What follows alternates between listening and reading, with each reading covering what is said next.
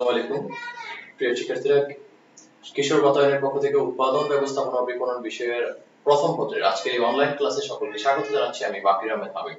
প্রিয় শিক্ষার্থীরা, কেমন আছো তোমরা? আশা করি ভালো আছো। মহান আল্লাহ তাআলার রহমতে আমি ভালো আছি। সুপ্রিয় শিক্ষার্থীরা, আজকে আমরা আলোচনা করব আমাদের উৎপাদন ব্যবস্থাপনা ও বিপণন বিষয়ের প্রথম পত্রের দ্বিতীয় অধ্যায় হতে কিছু সৃজনশীল প্রশ্ন নিয়ে। আমরা বিগত ক্লাসগুলোতে আমরা দ্বিতীয় অধ্যায় থেকে বেশ প্রায় 5-6টি ক্লাস করেছি। তো এই ক্লাসগুলোর উপর ভিত্তি করে আমরা কিভাবে সৃজনশীল প্রশ্নগুলো উত্তর করব, তো সৃজনশীল প্রশ্নের একটু ছোটখাটো বিষয়গুলো নিয়ে আজকে আমরা কথা বলবো। তো ক্লাসটি শুরু করার পূর্বে আমরা একটু দেখে নিতে চাই কারিগরি দিক থেকে আমাদের ক্লাসটি যথাযথভাবে প্রচারিত হচ্ছে কিনা, তোমরা আমাদের ক্লাসটি যথাযথভাবে শুনতে পাচ্ছ কিনা, দেখতে পাচ্ছ কিনা। প্লিজ তোমরা একটু কমেন্টে একটু আমাকে জানিয়ে দাও। কোনো প্রকার ত্রুটি পরিলক্ষিত হলে অবশ্যই কমেন্টে একটু লিখে দাও। আমি আমার জায়গা থেকে একটু দেখে নিচ্ছি ক্লাসটি তোমরা যথাযথভাবে শুনতে পাচ্ছ কিনা। প্রিয় শিক্ষার্থীরা, তোমরা কে কোথা থেকে যুক্ত হয়েছো তাও লিখে দিতে পারো। আমাকে একটু প্লিজ কমেন্টে একটু আমাকে সাড়া দাও যে তোমরা ক্লাসটি যথাযথভাবে শুনতে পাচ্ছ কিনা এবং দেখতে পাচ্ছ কিনা। হ্যাঁ, যথাযথভাবে সবকিছু ঠিকঠাক আছে কিনা, কোনো প্রকার ত্রুটি আছে কিনা একটু প্লিজ লিখে দাও।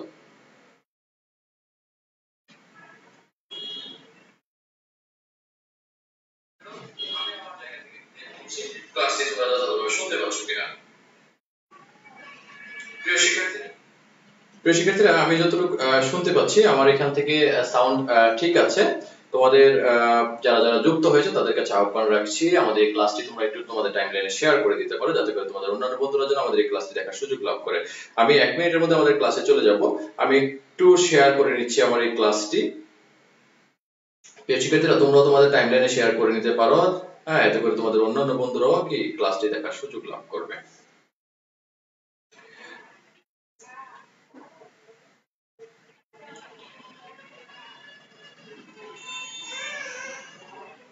আমাদের সাথে যুক্ত হয়েছেন ফাজিলা রহমান মহিলা ডিগ্রি কলেজ বরিশাল থেকে, কচি বাহাদুর। আমাদের সাথে মাইশা খান যুক্ত হয়েছে, অনুভব বিথি, ইয়াসিন, গভর্নমেন্ট আনন্দমোহন কলেজ থেকে। হ্যাঁ, ময়মনসিংহের একটি খুব বিখ্যাত একটি কলেজ। বিথি আমাদের সাথে যুক্ত হয়েছে কুমিল্লা ভিক্টোরিয়া কলেজ থেকে। তোমরা সকলে আমাদের সাথে থাকো, আমরা আমাদের ক্লাসে চলে যাচ্ছি। তোমাদের কমেন্টগুলো আবার পড়বো। তোমাদের কোনো প্রশ্ন থাকলে, জিজ্ঞাসা থাকলে অবশ্যই তোমরা সেই প্রশ্নগুলো কমেন্টের মাধ্যমে করবে। প্রিয় শিক্ষার্থীরা, আমরা যা বলছিলাম, আজকে আমরা দ্বিতীয় অধ্যায় হতে কিছু সৃজনশীল প্রশ্নের টুকিটাকি বিষয়গুলো নিয়ে আমরা তোমাদের সাথে কথা বলবো। আচ্ছা, লক্ষ্য করো আমাদের পর্দায় আমরা একটি উদ্দীপক দেখতে পাচ্ছি। হ্যাঁ, তো এই উদ্দীপকটির আলোকে আমরা সামনে একটু আলোচনা করতে যাব। তার আগে একটু বলে নিচ্ছি যে উদ্দীপক বলতে আমরা কি বুঝি। প্রিয় শিক্ষার্থী, আমরা সৃজনশীল প্রশ্নের মধ্যে আমরা এরকম উদ্দীপক দেখে আসছি, আমরা উদ্দীপক সম্পর্কে পরিচিত, উদ্দীপক বিষয়টির সাথে আমরা খুবই খুবই খুবই পরিচিত। হ্যাঁ, তো এই উদ্দীপক বলতে আমরা কি বুঝি? উদ্দীপক বলতে আমাদের যে পাঠ্য বিষয় রয়েছে, এই পাঠ্য বিষয়ের উপর ভিত্তি করে কোনো অনুচ্ছেদ, কোন একটি মানচিত্র হতে পারে, কোন একটি সারণী হতে পারে, কোন একটি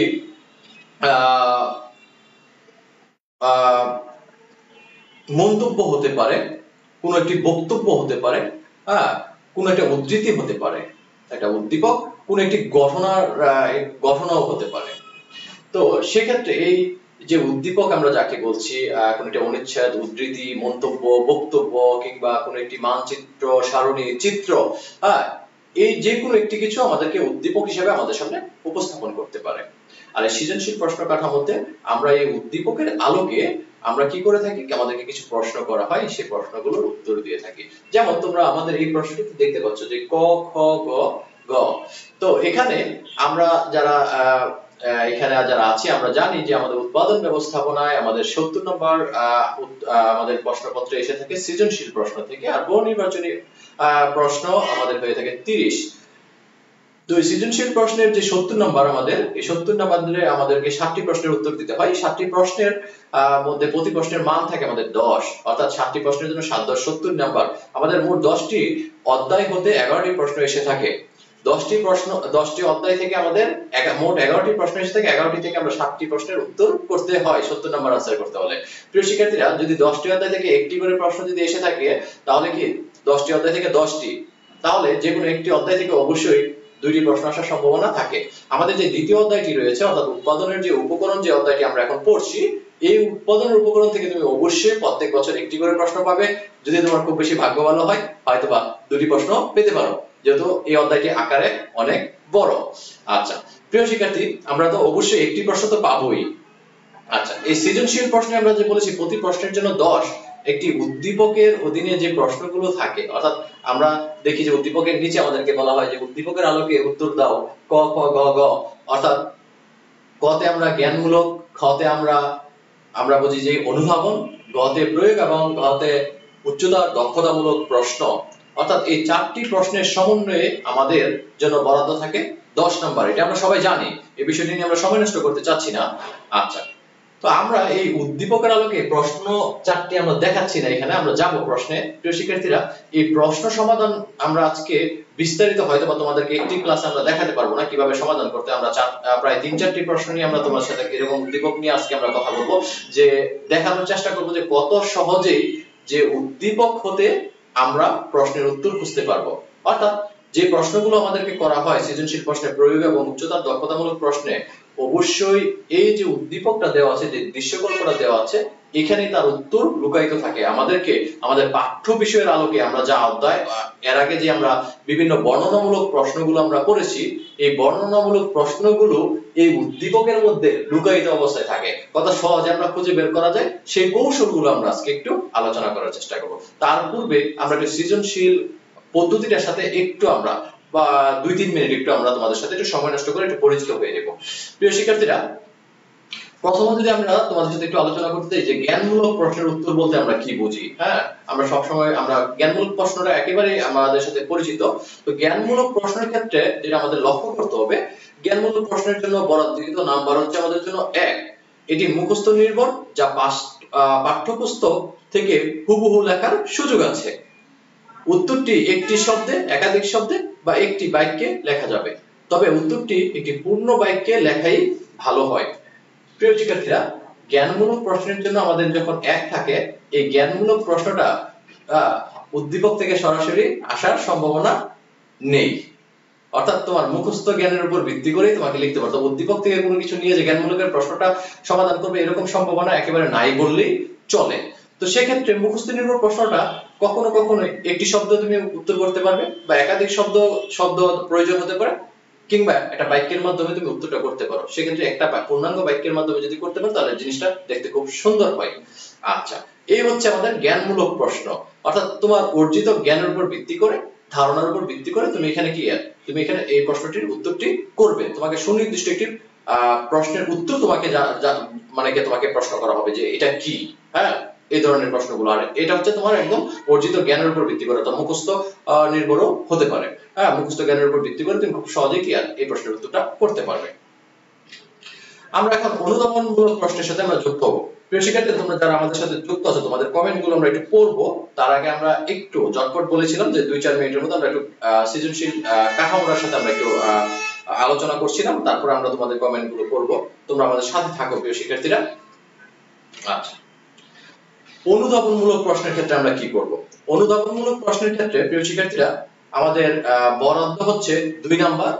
এই উত্তরের জন্য কিছু তথ্য মুখস্থ রাখতে হয়। এখানে 1 নম্বর হচ্ছে জ্ঞানের জন্য, 1 নম্বর হচ্ছে অনুধাবনের জন্য। অর্থাৎ আমাদের যে 2 নাম্বার বরাদ্দ রয়েছে, এখানে যদি 2 নাম্বারকে ভাগ করা হয়, 1 নম্বর বরাদ্দ হচ্ছে জ্ঞানমূলক প্রশ্নের জন্য, আরেক প্রশ্ন হচ্ছে কি 1 নম্বর হচ্ছে অনুধাবনের জন্য। পাঠ্যবইয়ের বিষয়গুলো শিক্ষার্থীরা ঠিকমতো বুঝেছে কিনা তা এই প্রশ্নের মাধ্যমে যাচাই করা হয়। তুমি ইচ্ছে করলেই জ্ঞানের অংশ আগে এবং অনুধাবনের অংশ পরে, অথবা অনুধাবনের অংশ আগে জ্ঞানের অংশ পরে লিখতে পারো। সেটা তোমার ইচ্ছার উপর নির্ভর করবে প্রিয় শিক্ষার্থীরা। শুধু জ্ঞানের অংশটুকু লিখলে তুমি পাবে 1, আর পুরোটা লিখলে পাবে 2। প্রিয় শিক্ষার্থীরা, এই অনুধাবনমূলক প্রশ্নের ক্ষেত্রে তুমি একটু লক্ষ্য করো।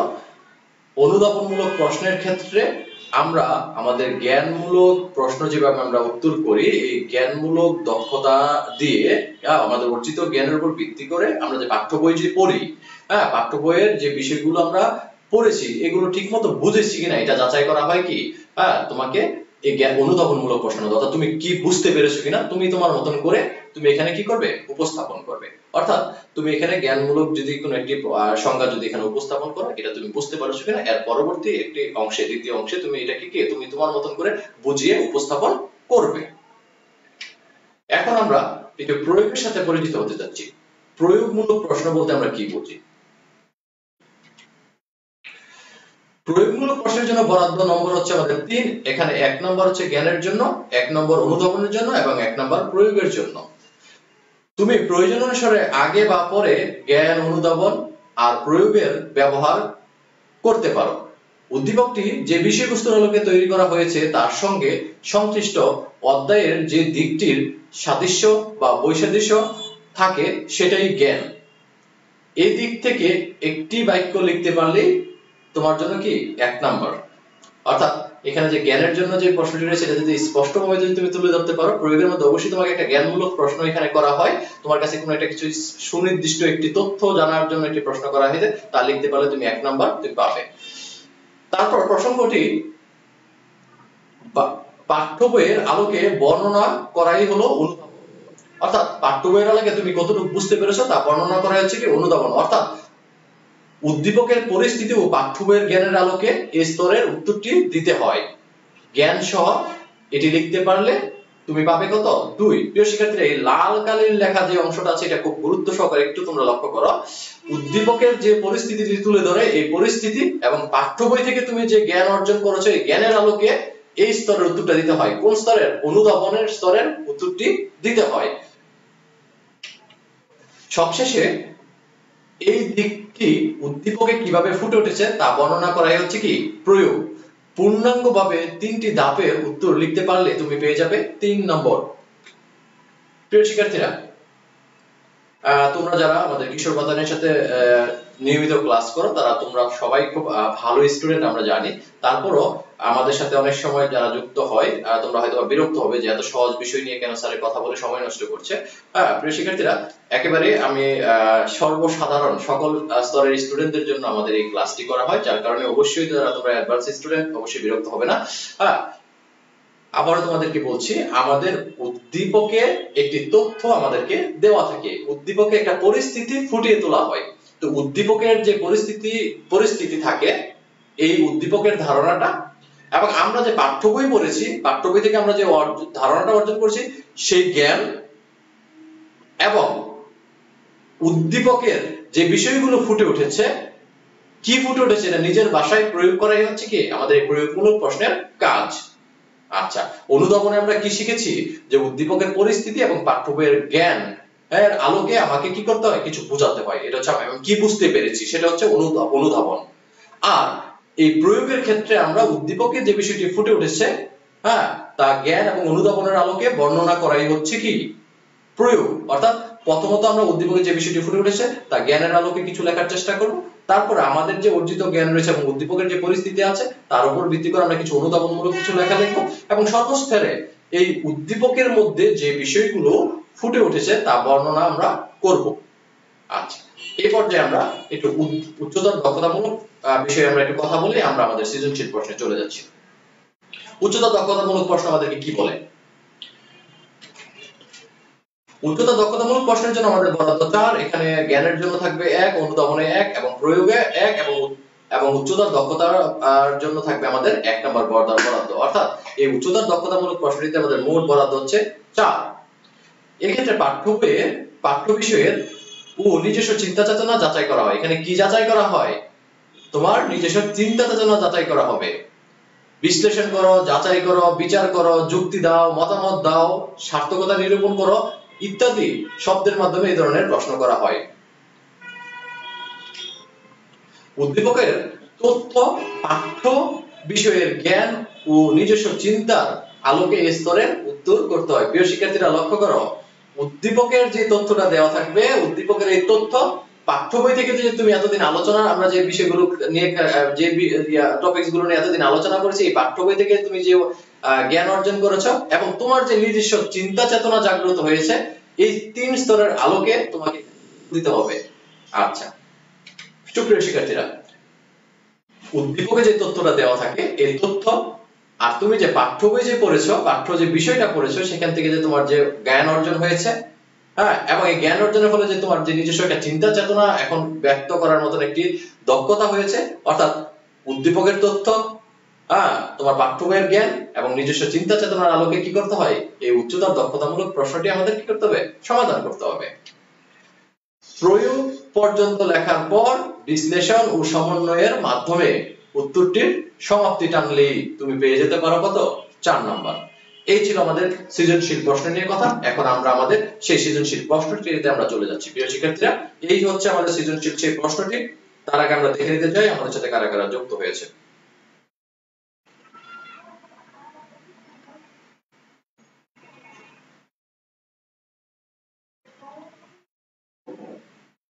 একটু আমাদের সঙ্গে থাকো, আমি একটু দেখে নিতে চাচ্ছি কারা কারা আমাদের সাথে যুক্ত হয়েছে।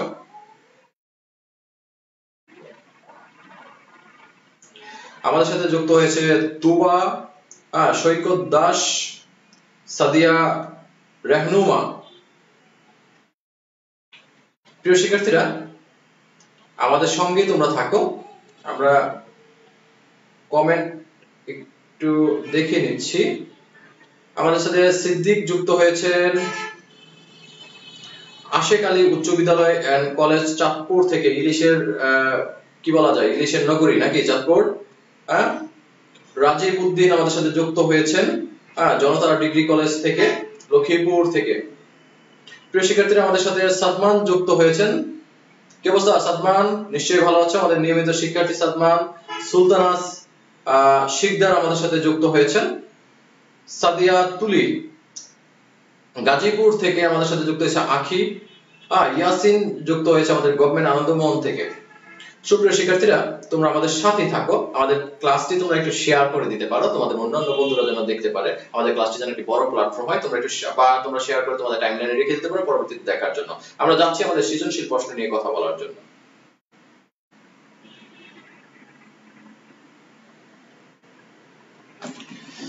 আমরা যে উদ্দীপকটি আমাদের স্ক্রিনে দেখতে পাচ্ছি, সেই উদ্দীপকটির আলোকে একটি সৃজনশীল প্রশ্ন এখানে তোমাদের সামনে তুলে ধরছি। লক্ষ্য করো প্রিয় শিক্ষার্থীরা, আমার সাথে তোমরা একটু পড়তে পারো। জনাব সেলিম একজন শিক্ষিত যুবক। তিনি নিজ এলাকায় একটি দুগ্ধ খামার প্রতিষ্ঠা করেন। তার খামারে 40টি গরু দেখাশোনা করার জন্য 20 জন লোক নিয়োগ দেন। তার খামারের দুধের চাহিদা বৃদ্ধি পাওয়ায় ব্যাংক থেকে 20 লক্ষ টাকা ঋণ নিয়ে আরো 40 জন লোক নিয়োগ দিয়ে ব্যবসা সম্প্রসারণ করেন। নিচে 4টি প্রশ্ন দেওয়া আছে। সৃজনশীল প্রশ্ন উত্তর করার ক্ষেত্রে প্রিয় শিক্ষার্থীরা, তোমরা একটা জিনিস মনে রাখবে, আমাদের যে জ্ঞান এবং অনুধাবনমূলক প্রশ্ন আছে তা আমাদের নিজস্ব দক্ষতায় আমাদেরকে উত্তর করতে হয়, উদ্দীপকের সাথে সম্পৃক্ত থাকে না বললেই চলে। আমাদের উদ্দীপকের সাথে সম্পৃক্ত রেখে শতভাগ যে প্রশ্নটি হয়ে থাকে তা হচ্ছে আমাদের প্রয়োগ এবং উচ্চতার দক্ষতামূলক। প্রয়োগের ক্ষেত্রে আমাদের 3 নাম্বার এবং উচ্চতার দক্ষতামূলকের ক্ষেত্রে আমাদের 7 নাম্বার। যদি আমরা আমাদের এই উদ্দীপকটি কোনো কারণে বুঝতে ব্যর্থ হই, তাহলে উদ্দীপকের আলোকের প্রশ্নের সমাধানও আমাদের জন্য কি তখন হবে, ভুল, যার কারণে আমরা 7 নাম্বার বঞ্চিত হতে পারি।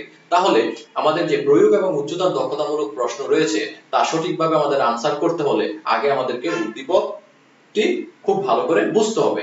সেক্ষেত্রে উদ্দীপক পড়ার ক্ষেত্রে অবশ্যই কোনো প্রকার তাড়াহুড়া করা যাবে না, একটু গভীরভাবে আমাদেরকে বুঝতে হবে। আমরা কখনো কখনো উদ্দীপক বোঝার জন্য আমরা উল্টো উদ্দীপককে প্রশ্ন করব, উদ্দীপক আমাদেরকে তথ্য দিবে। উদ্দীপক মুখে কথা বলতে পারে না, কিন্তু উদ্দীপক আমাদেরকে তথ্য দেয়। মনে রাখবে, উদ্দীপকে যখন তুমি প্রশ্ন করবে তখন উদ্দীপকের কাছে অনেকগুলো তথ্য পাবে, সরাসরি কোনো তথ্য না।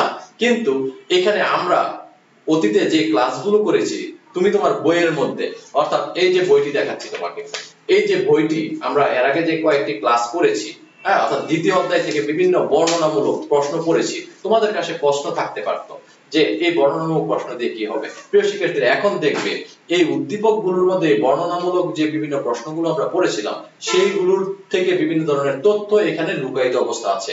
আর এই তথ্যগুলো থেকে কি আর নিচের যে প্রয়োগ এবং উচ্চতার দক্ষতামূলক প্রশ্ন আছে সেগুলো করা হয়ে থাকে। অর্থাৎ এক প্রকার রূপক অর্থে এখানে কিছু কিছু তথ্য এখানে থাকে। একেবারে আমাদের যারা বিভিন্ন বর্ণনামূলক প্রশ্নগুলো পড়েছ তাদের চোখে মনে হবে যে কি আর ওই প্রশ্নটি আমরা যে পাঠ্য বিষয়ে যে বিষয়টা পড়ছিলাম এটা তো উদ্দীপকে বলা আছে, কিন্তু যারা পড়েনি তাদের কাছে খুব কঠিন মনে হবে। আমি আরেকবার তোমাদের সামনে দেখাচ্ছি, আমরা একটি উদ্দীপকটি আগে বুঝে নিই। যেমন সেলিম একজন শিক্ষিত যুবক, ধরে নাও তুমি আমরাও একজন শিক্ষিত যুবক। তিনি নিজ এলাকায় একটি দুগ্ধ খামার প্রতিষ্ঠা করেন। স্বাভাবিক তুমি আমরা একটা দুগ্ধ খামার প্রতিষ্ঠা করতে পারি, একটি ফার্ম প্রতিষ্ঠা করতে পারি, সেখানে 40টি গরু দেখাশোনা করার জন্য 20 জন লোক নিয়োগ দেন। তার খামারের চাহিদা বৃদ্ধি পাওয়ায় এখন আরো কি 20 লক্ষ টাকার ঋণ নিয়ে 40 জন লোক আবার নিয়োগ দিয়ে ব্যবসা সম্প্রসারণ করেন। প্রিয় শিক্ষার্থীরা, স্বাভাবিক যদি তোমার আমার যদি একটি খামার থাকতো তাহলে আমরা কি করতাম, যে আমরা একটা খামার প্রতিষ্ঠা করার পর এগুলো 40টা গরু আছে ধরো তোমার আমার খামারের মধ্যে, এগুলো দেখাশোনা করার জন্য 20 জন শ্রমিক আমরা নিয়োগ দিলাম। খামারের দুধের চাহিদা যখন বৃদ্ধি পাবে তো খামারটা একটু বড় করতে হবে, সেক্ষেত্রে আমি কি করলাম, ধরো তুমি আমরা কি করলাম 20 লক্ষ টাকার ঋণ নিয়ে আরো কি করলাম, ব্যবসাটা বাড়ানোর কারণে আরো 40 জন লোক নিয়োগ দিলাম। তাহলে ব্যবসা অবশ্যই বড় হয়েছে, এটা নিশ্চয়ই বুঝতে পারছো, যেটা কি আর মিস্টার সেলিমের ক্ষেত্রে হয়েছে। আমাদের উদ্দীপকে মিস্টার সেলিমের একটি কি আর ঘটনা এখানে উপস্থাপন করা হয়েছে। আচ্ছা, এর আলোকে আমরা এখন সৃজনশীল প্রশ্ন সমাধান করতে যাচ্ছি। প্রথম যে কতে যে প্রশ্নটি বলা আছে, এটা বলা হচ্ছে যে শ্রম কি। তোমাকে একেবারে সুনির্দিষ্টভাবে তোমাকে প্রশ্ন করা হয়েছে শ্রম কি, এর বাইরে কোনো কিছু লেখার দরকার নেই, জাস্ট শ্রম সম্পর্কে তুমি লিখবে। শ্রম বলতে তুমি কি মনে করছো, বা শ্রমের যে সংজ্ঞাটা, একেবারে সুনির্দিষ্টভাবে তুমি শ্রমের সংজ্ঞাটা লিখবা। প্রিয় শিক্ষার্থীরা, শ্রমের সংজ্ঞায় আমরা কতটুকু কি পরিমাণ লিখবো একটু আগে বলেছিলাম যে জ্ঞানমূলক প্রশ্নের ক্ষেত্রে একটা শব্দ দিয়ে, একাধিক শব্দ দিয়ে, একটা বাক্য দিয়ে তুমি একটি জ্ঞানমূলক প্রশ্ন উপস্থাপন করতে পারো। তাহলে শ্রমের সংজ্ঞায় আমরা বিভিন্ন বইয়ে বিভিন্ন ধরনের সংজ্ঞা আমরা দেখেছি জ্ঞানমূলক প্রশ্নের। তো একেবারে এক কথা একটা সেন্টেন্সের মাধ্যমে যদি শ্রমের সংজ্ঞাটা লিখতে পারো সেক্ষেত্রে সবচেয়ে বেশি সুন্দর হয়। খুব বেশি লেখার প্রয়োজন নেই, যেহেতু নাম্বার 1 বরাদ্দ থাকে। অর্থাৎ মানুষের শারীরিক, মানসিক ও বুদ্ধিদীপ্ত প্রচেষ্টা যা উৎপাদনের কাজে কি করা হয়, প্রয়োগ করা হয়। আবার বলছি প্রিয় শিক্ষার্থীরা, মানুষের শারীরিক, মানসিক, বুদ্ধিদীপ্ত প্রচেষ্টা যা অর্থ উপার্জনের উদ্দেশ্যে কি করা হয়, প্রয়োগ করা হয়, তাই হচ্ছে কি শ্রম। শ্রমের ক্ষেত্রে কি আর একটা উপার্জনের একটা সম্পর্ক থাকবে, অর্থাৎ মনের ভালো লাগার জন্য, যেখানে কোনো বিনিময় বা আর্থিক সম্পর্ক বা উপার্জনের সম্পর্ক থাকবে না, শুধু মনের ভালো লাগার জন্য, সেটা কিন্তু শ্রম না। যাক, সেদিকে বর্ণনায় যাচ্ছি না। তাহলে আমরা একটা সেন্টেন্সের মাধ্যমে আমরা কি করব, এই ধরনের জ্ঞানমূলক প্রশ্নের মধ্যে যখন আমাদেরকে শ্রম কি বা অন্য একটা কিছু যে কি প্রশ্ন করা হয়, তাহলে আমরা এভাবে উত্তর দেওয়ার চেষ্টা করব। যেমন ধরো তোমাদের সাথে আমি একটি খালি একটি খাতা শেয়ার করছি। যেমন ধরো 2 নং প্রশ্নের উত্তর কতে জ্ঞানমূলক প্রশ্ন, তাহলে তুমি কি পরিমাণ কিভাবে তুমি প্রশ্নটি শুরু করবে বা কি রকম, আমি জাস্ট একটা উদাহরণ হিসেবে এই খাতাটি একটি খোলা খাতা তোমার সাথে আমি শেয়ার করলাম যে এরকম ভাবে আমরা উপস্থাপন করতে পারি। আচ্ছা, তারপর দ্বিতীয় যে প্রশ্নটি আছে, দেখো লক্ষ্য করো যে সকল অর্থ কি মূলধন, ব্যাখ্যা করো। অনুধাবনমূলক প্রশ্নের ক্ষেত্রে তোমাকে প্রশ্ন করবে এরকমই, বেশিরভাগ অনুধাবন প্রশ্ন এরকমই হয়ে থাকে যে এই প্রশ্নটি না হোক অন্য একটি প্রশ্ন, অর্থাৎ ধরো এই প্রশ্নের কাঠামোতেই প্রশ্ন হবে। যেমন এখানে প্রশ্ন করা হয়েছে কি সকল অর্থ কি মূলধন, একটা প্রশ্নবোধক চিহ্ন তোমাকে দেওয়া হয়েছে। প্রিয় শিক্ষার্থীরা লক্ষ্য করো, এখানে একটা প্রশ্নবোধক চিহ্ন দেওয়া আছে, তারপর বলা হয়েছে ব্যাখ্যা করো। তুমি কি ব্যাখ্যা করবে, আগে তোমার কাছে একটা প্রশ্ন জিজ্ঞেস করা হয়েছে, এই প্রশ্নটা তোমাকে খুঁজে বের করতে হবে, তারপরে তোমাকে ওই প্রশ্নের উত্তরটাকে তোমাকে কি নিজের মতন করে নিজের চিন্তা চেতনার আলোকে কি করতে হবে, ব্যাখ্যা করতে পারছো। প্রথম যে প্রশ্নটি করছে যে সকল অর্থ মূলধন, সকল অর্থ কি মূলধন, তোমার কাছে প্রশ্ন, এখানে একটা জ্ঞানমূলক প্রশ্নের মতন একটি প্রশ্ন করা হয়েছে। তোমাকে তোমার যে পাঠ্য বিষয় হতে যে জ্ঞান অর্জন করেছো, অতীতের যে ক্লাসগুলো করেছো বা বইটা যে পড়েছো, এই বইয়ের যে পাঠ্য যে বিষয়ের যে আলোচনা রয়েছে, এই আলোচনার উপর ভিত্তি করে তোমার এই জ্ঞানমূলক প্রশ্নটা কি করতে হবে, লিখতে হবে। প্রথম একটি লাইনের মধ্যে একটি বাক্যে তুমি ধরো লিখলে, তো তাহলে দেখা গেছে কি তোমাকে যে প্রশ্নবোধক চিহ্নটা করা হয়েছে এই উত্তরটা তুমি পেয়ে গেলে। এই প্রশ্নবোধক চিহ্নটার পরে তোমাকে বলা হয়েছে যে কি ব্যাখ্যা করো। তো ব্যাখ্যা তুমি কোনটা করবে, যে তুমি পাঠ্য বিষয়ের আলোকে যে জ্ঞানটা অর্জন করছো, যেটা লিখেছো জ্ঞানমূলক যে প্রশ্নটা, সেটা তোমার নিজস্ব চিন্তা চেতনার আলোকে তুমি কি বুঝতে পেরেছো, তোমার মতন করে এটা কি ব্যাখ্যা করবে, তুমি মতন করে এটা বর্ণনা করবে। প্রিয় শিক্ষার্থীরা, নিশ্চয়ই বুঝতে পেরেছো। যেমন আমি যদি বলি যে সকল অর্থ কি মূলধন, তাহলে প্রথম আমাকে প্রশ্ন করা হয়েছে, তুমি হ্যাঁ বা না বলবে কিন্তু এখন, যে কি আর সকল অর্থ মূলধন, হ বা না। আচ্ছা, তো আমি যদি শুরুতে এরকম লিখি যে সকল অর্থকে মূলধন কিনা, আমি শুরুটা যদি এরকম করি যে অর্থকে মূলধন বলা যে যাবে আবার নাও যেতে পারে, অর্থকে মূলধন বলা যেতে পারে বা আবার নাও যেতে পারে, তার মানে সকল অর্থকে বলা যাচ্ছে না এখানে। আচ্ছা, তো যদি বলি যে কি আর অর্থকে মূলধন বলা যাবে কি যাবে না, সে সম্পর্কে ধারণা লাভ করতে হলে আগে আমাদের কি অর্থ এবং মূলধন এই দুটি শব্দ সম্পর্কে ধারণা লাভ করতে হবে। সেক্ষেত্রে আমি অর্থের একটা সংজ্ঞা, ছোট্ট একটি সংজ্ঞা লিখতে পারি যে অর্থ হচ্ছে কি হ্যাঁ, অর্থ হচ্ছে বিনিময়ের মাধ্যম বা সঞ্চয়ের বাহন বা মূল্যের পরিমাপক। আর মূলধন হচ্ছে কি? মূলধন হচ্ছে প্রিয় শিক্ষার্থীরা মানুষের সৃষ্ট কি দ্রব্য বা অর্থ, যা ব্যবসায়ের কি বিনিয়োগ করা হয়, মুনাফা অর্জনের উদ্দেশ্যে বা অর্থ উপার্জনের উদ্দেশ্যে কি করা হয়? বিনিয়োগ করা হয়। এই হচ্ছে মূলধন।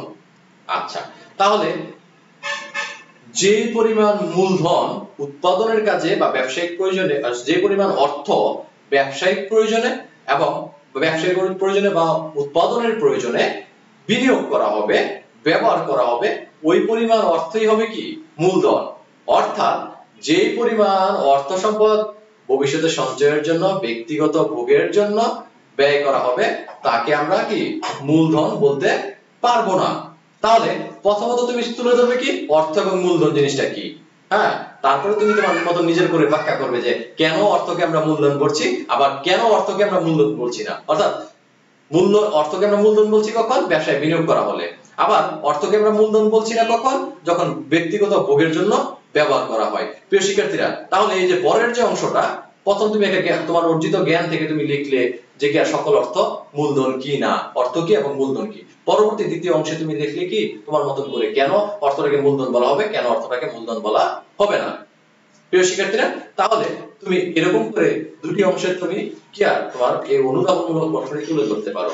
দুটি অংশ বলতে গেলে প্রথম তুমি একটি জ্ঞানমূলক অংশ তুলে ধরলে, তারপর একটু কি দ্বিতীয় একটি অংশের মধ্যে তুমি আবার কি করলে তোমার মতো করে তোমার নিজস্ব যে চিন্তা চেতনা আছে, অর্থাৎ তোমার অর্জিত জ্ঞানের আলোকে, জ্ঞানের মানে তোমার পাঠ্য বিষয়ের উপর ভিত্তি করে তুমি যে জ্ঞানমূলক জ্ঞান অর্জন করেছো, তার সাথে তোমার নিজস্ব চিন্তা চেতনা যোগ করে তুমি দ্বিতীয় অংশে ব্যাখ্যা করতে পারো। এবারে হচ্ছে তোমার অনুধাবনমূলক প্রশ্ন। প্রিয় শিক্ষার্থীরা, এবার আমরা সৃজনশীল প্রশ্নের প্রয়োগের প্রশ্নটি দেখি আমরা। ধন্যবাদ তুবা, সকল অর্থ মূলধন নয়, খুব দারুণ লিখেছো তুমি। হাসান আলী, ভালো আছি। ফয়সাল আমাদের সাথে যুক্ত হয়েছেন নজরুল ইসলাম কলেজ থেকে, শহীদ নজরুল ইসলাম কলেজ থেকে, ময়মনসিংহ থেকে আমাদের সাথে যুক্ত হয়েছেন। আমাদের কচি সুন্দর একটি সংজ্ঞা লিখেছে, অসংখ্য ধন্যবাদ কচি বাহাদুর। আচ্ছা, এখন তোমাদেরকে আমরা প্রশ্ন করব। হ্যাঁ, লক্ষ্য করো, এই যে আমাদের এখন যে প্রয়োগের যে প্রশ্নটি আছে, এই প্রয়োগের প্রশ্নটির ক্ষেত্রে এখন আমরা একটু লক্ষ্য করি। উদ্দীপকে জনাব সেলিম এর কাজটি উৎপাদনের কোন উপকরণকে নির্দেশ করে, ব্যাখ্যা করো। প্রিয় শিক্ষার্থীরা, উদ্দীপকে জনাব সেলিমের কাজটি উৎপাদনের কোন উপকরণকে নির্দেশ করে, ব্যাখ্যা করো। আচ্ছা, প্রশ্ন তোমাদের জন্য। এখানে প্রশ্ন করছে উদ্দীপকের আলোকে। এখন আমরা চলে আসছি একদম উদ্দীপক বেজ, আমাদের কথা হবে এখন।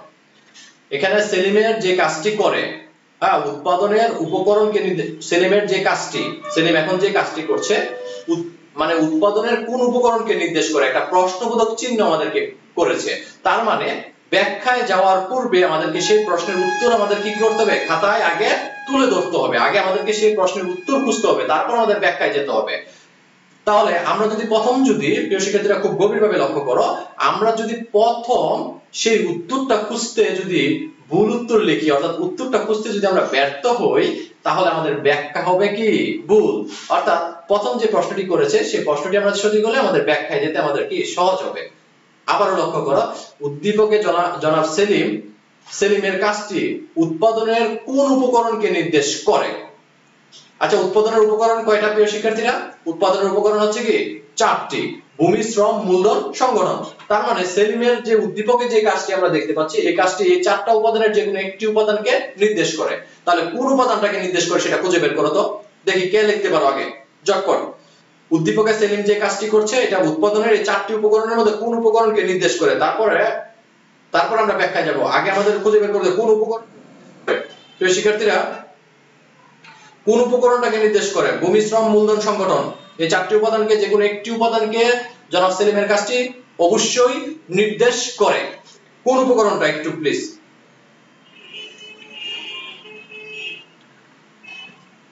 প্রিয় শিক্ষার্থীরা, একেবারে এক্সাক্ট একটি লিখতে পারো, কোনো ভুল নেই, তুমি লেখো, তোমার মতন করে লেখো। আচ্ছা, তোমরা লিখতে থাকো আর সঠিক উত্তর আমার সাথে মিলিয়ে নিও। আমি একটু তোমাদেরকে বোঝানোর চেষ্টা করি। হ্যাঁ, সেলিম যে কাজটি করেছে, সেলিম আমরা উদ্দীপকে দেখতে পাচ্ছি উনি একটি দুগ্ধ খামার স্থাপন করেছে। উনি আগে ছিল 40টি গরু এবং 20 জন লোক উনি কি করেছেন নিয়োগ দিয়েছিলেন।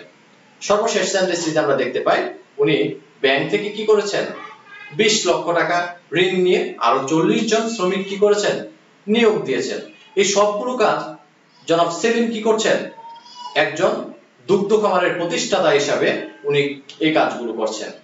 তো প্রিয় শিক্ষার্থীরা লক্ষ্য করো, ওই খামারটা যদি তোমার হয়, ওই ফার্মটা যদি তোমার হয়, তুমি দেখো তো একটা ভূমিতে তুমি কি মানে সেলিম সাহেব কি করেছে, তোমার মতন করে তুমি চিন্তা করো যে তোমার খামারটা হলে তুমি কি করতে। নিশ্চয়ই এটা ভূমিতে তুমি এটি খামার স্থাপন করেছো।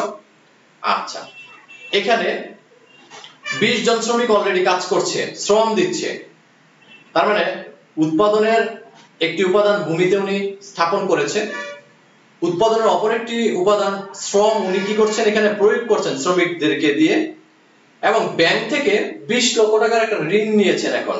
তার মানে এখানে অর্থ বিনিয়োগ করেছেন, যেটাকে আমরা মূলধন বলে থাকি। তার মানে উনি শ্রম নিয়েও কাজ করছেন, ভূমি নিয়েও কাজ করছেন, উনি মূলধন নিয়েও কাজ করছেন। আবার নতুন করে আরো 40 জন শ্রমিক দিবেন, আরো শ্রম এখানে নিয়োগ করবেন। এখন এখানে সেলিম সাহেব এই কাজগুলো এই তিনটা উপাদান নিয়ে কাজ করছেন। আমরা আমাদের পাঠ্য বইয়ের আলোচনায় আমরা বিগত ক্লাসে পড়েছিলাম যে ভূমি, শ্রম, মূলধন এই তিনটি উপাদানকে একত্রিত করে সমন্বয় করে ব্যবহার করাটাই হচ্ছে কি সংগঠনের কাজ। আর জনাব সেলিম এই উদ্দীপকের মাধ্যমে আমরা অনুমান করতে পারছি আমাদের সেই সংজ্ঞার সাথে মিলে গেছে যে জনাব সেলিম একজন দক্ষ সংগঠক, যিনি কি আর এখানে ভূমি, শ্রম, মূলধন এইগুলোর প্রয়োগ করে এগুলোর মধ্যে সমন্বয় সাধন করে উনি কি করছেন ওনার ফার্মটাকে কি করছেন এগিয়ে নিয়ে যাচ্ছেন।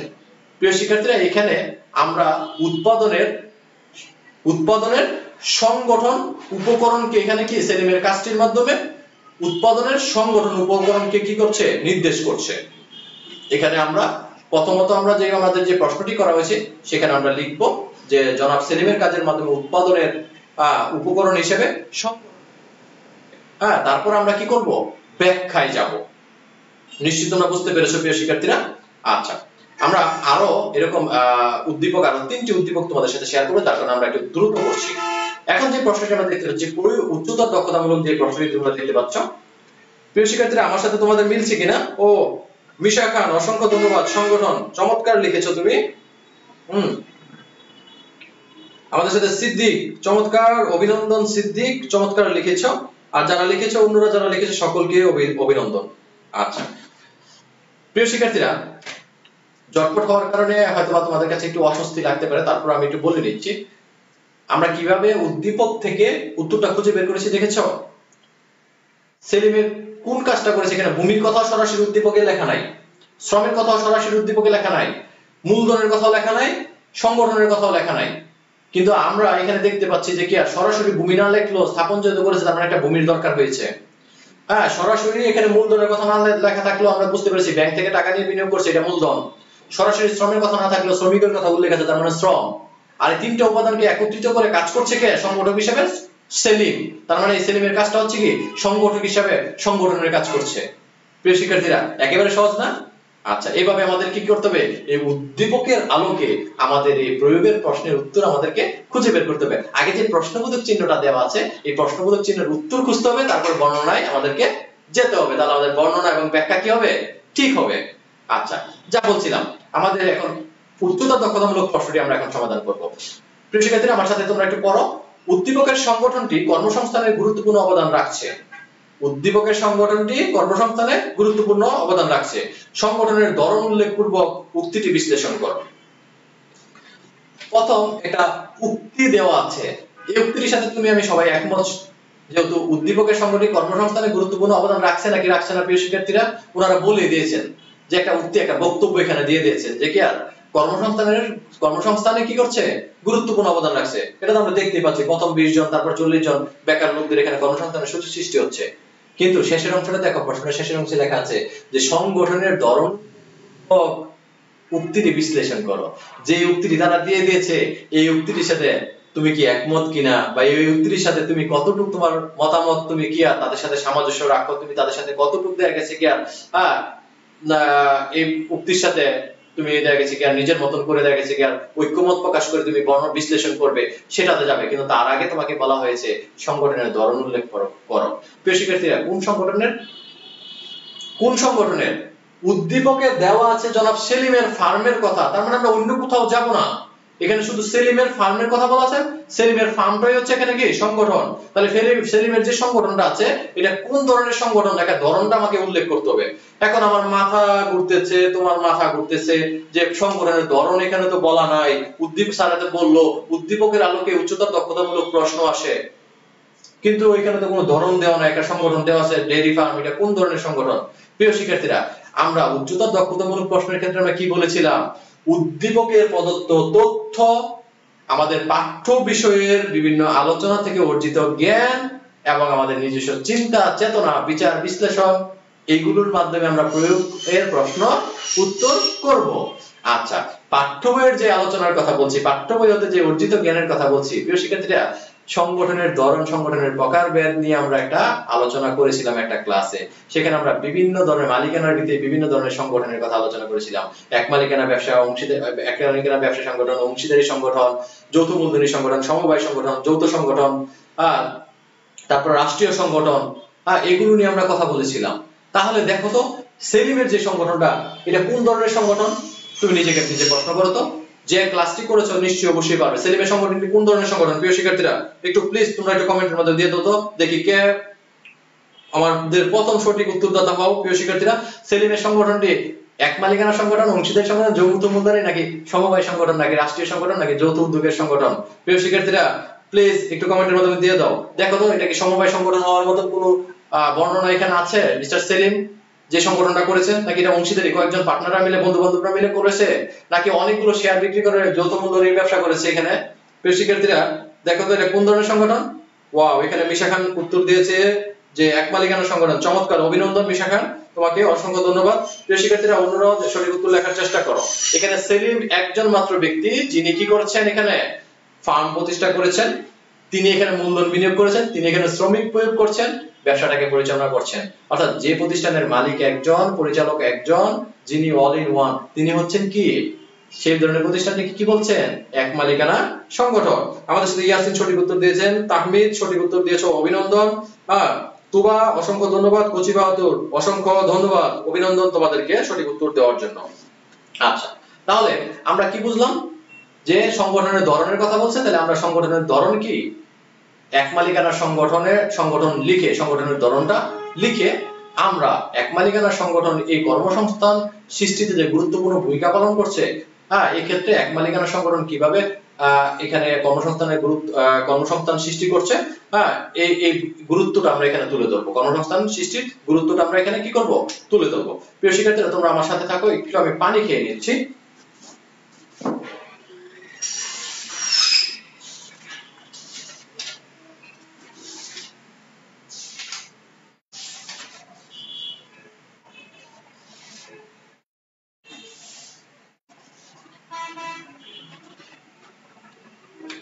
অর্থাৎ এই প্রশ্নটি যেটা বলছিলাম যে এখানে আমাদের প্রথমত এক মালিকানা সংগঠনের একটা সংজ্ঞা দিয়ে কর্মসংস্থান সৃষ্টিতে তার গুরুত্ব আমাদের কি করতে হবে, এখানে বিশ্লেষণ করতে হবে, ব্যাখ্যা করতে হবে। গুরুত্বটা আমরা আলোচনা, কর্মসংস্থান সৃষ্টিতে তার গুরুত্ব আমরা এখানে কি করব?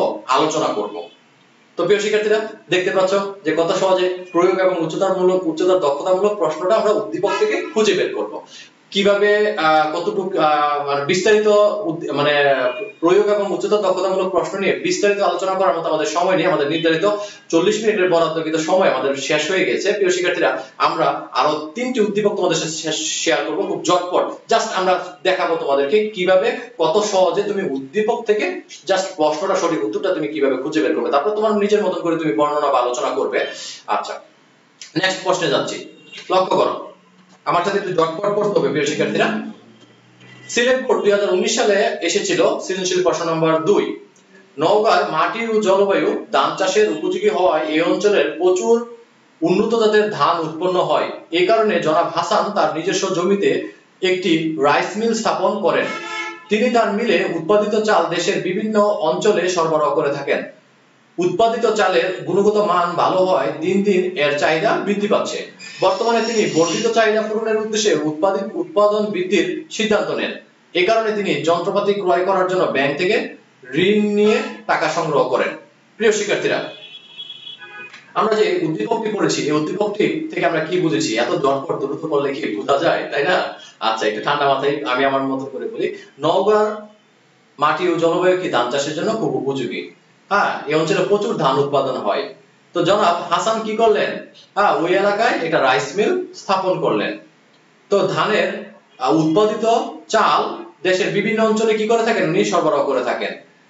উৎপাদিত চালের গুণগত মান খুব ভালো হয় দিন দিন এর চাহিদা বৃদ্ধি পাচ্ছে। চাহিদা বৃদ্ধি পেলে কি করবে? উনি কি করতে চাচ্ছেন? চাহিদা বৃদ্ধি পাওয়ায় উনি উৎপাদন বৃদ্ধির সিদ্ধান্ত নেন। তাই উৎপাদন বৃদ্ধির সিদ্ধান্তের জন্য উনি কি করেন? যন্ত্রপাতি ক্রয় করার জন্য ব্যাংক থেকে ঋণ নেন। একেবারে সহজ, তুমি আমিও তা করতাম।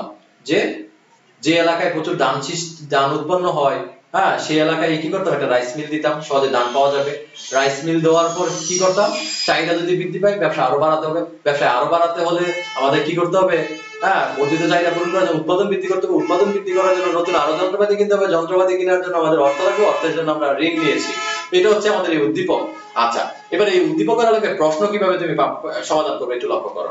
এখানে যে প্রয়োগের যে প্রশ্নটি দেওয়া আছে একটু আমার সাথে তোমরা একটু পড়ো।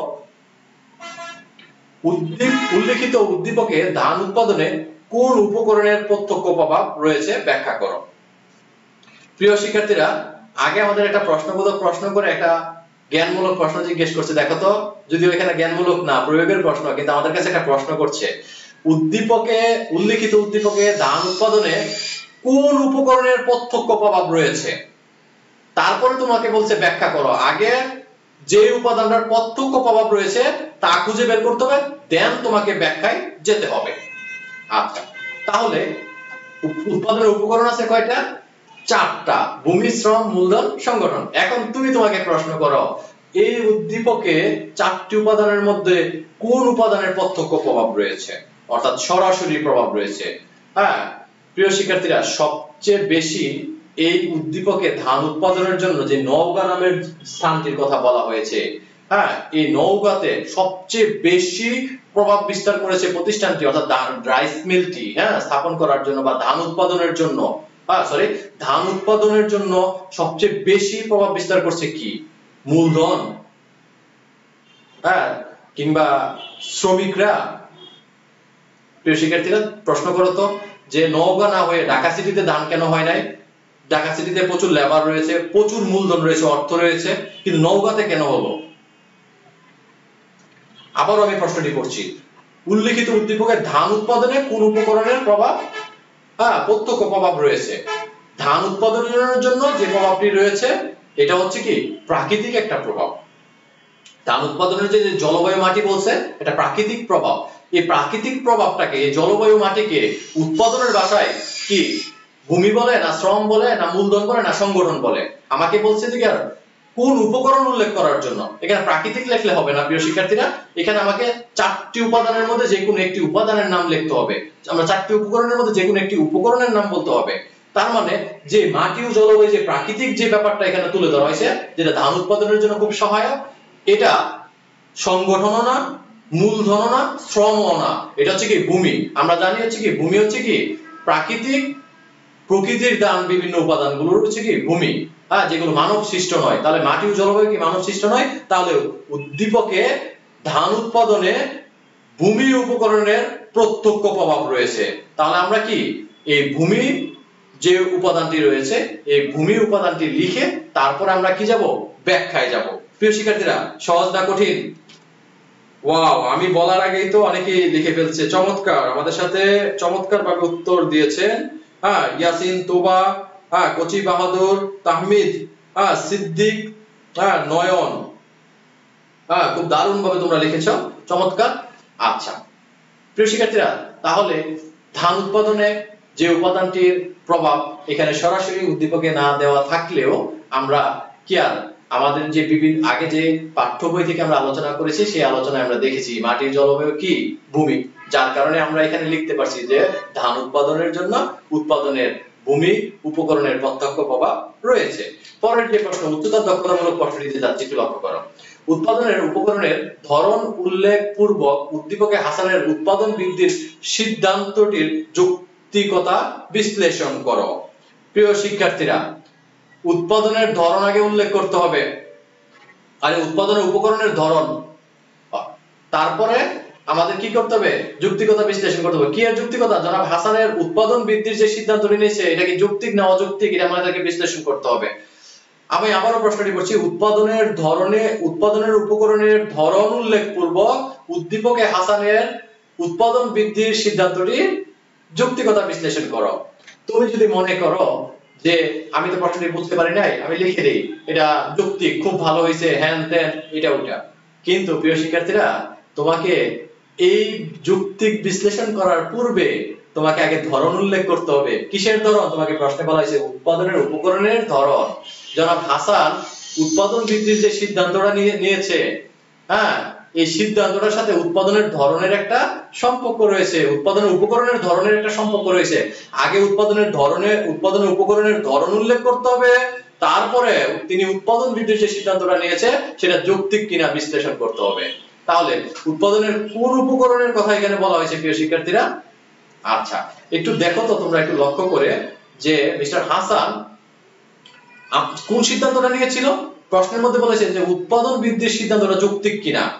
এই সিদ্ধান্তটা যৌক্তিক বিশ্লেষণ করার পূর্বে এই সিদ্ধান্তের সাথে সম্পর্কিত উৎপাদনের উপকরণের ধরন আমাদেরকে উল্লেখ করতে হবে। প্রশ্ন আগে বুঝতে হবে, উৎপাদনের ধরন আগে উল্লেখ করতে হবে। কোন উৎপাদনের ধরন? যে উৎপাদন বৃদ্ধির যে সিদ্ধান্তটা নিয়েছে এই সিদ্ধান্তের সাথে সম্পৃক্ত।